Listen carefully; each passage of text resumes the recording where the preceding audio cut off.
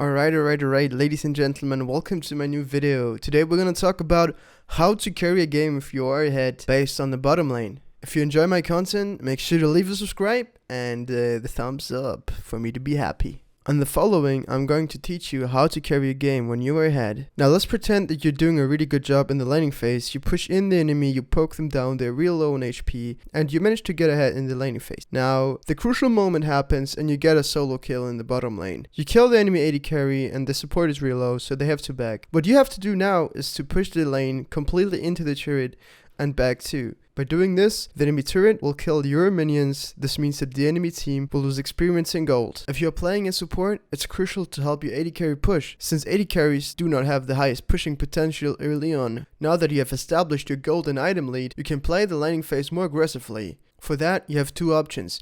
You can either hard push the wave and get turret platings off the enemy turret, or you freeze the wave and lure the enemy into an uncomfortable position where they are not in their safe zone and you can easily pick them off. If you decide to go for the first method, it's important to realize that it's usually never a good idea to blindly push a lane without knowing where the enemy jungler is at. Thus, it's crucial to set up deep vision in order to be protected from those ganks.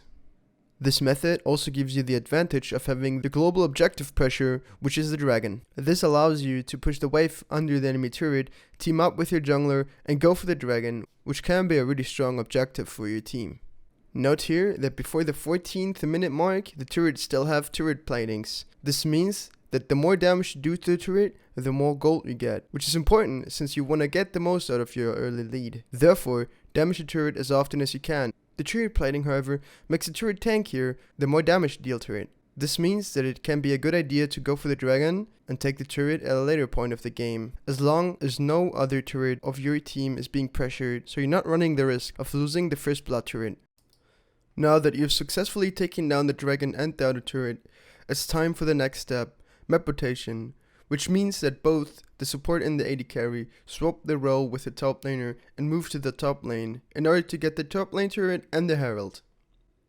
Now that you're at the top lane, it's once again important to set up deep vision since you want to play the lane aggressive and pressure the enemy turret. Additionally to that, it's recommended that you call for jungle help, since this will result in a 2v3 if the enemy jungler comes and you will have the upper hand, making the task of taking down the turret more realistic and more easy to execute. This rotation is really good for your team, since it will allow you to pressure another tier 1 turret. If everything works correctly and your jungler comes to the top side and pressures together with you, you will be able to potentially pick up a kill and get the turret without having a big risk. Getting the tier 1 turret is crucial for you. It will give you global gold, but also map pressure. The enemy jungle will be open for you. The enemy won't have the safe zone of the tier 1 turret anymore, which will allow you to go for picks more often and avoid the enemy jungle more effectively. After taking the top lane tier 1 turret, we now look at the last remaining outer objective to take, which is the mid lane turret. In order to take this down, the herald is a really good tool, which will allow your team to take the mid lane turret and open the map further. And of course, get the juicy global gold.